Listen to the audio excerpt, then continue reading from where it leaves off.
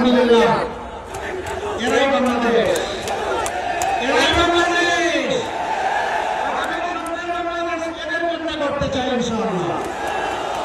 দেখেন না কি সুন্দর দাঁড়িয়ে লেগে আসছে, আমার গুরু আমার মতো সাদা করে ফেলছে, শুধু চুলটা আপনাদেরকে আলোচনা না বলে দিয়েছে, টুপি আমার ঠিক করেছে, জামা সাদা রেখেছে, তবে পাঞ্জাবি ভরবে।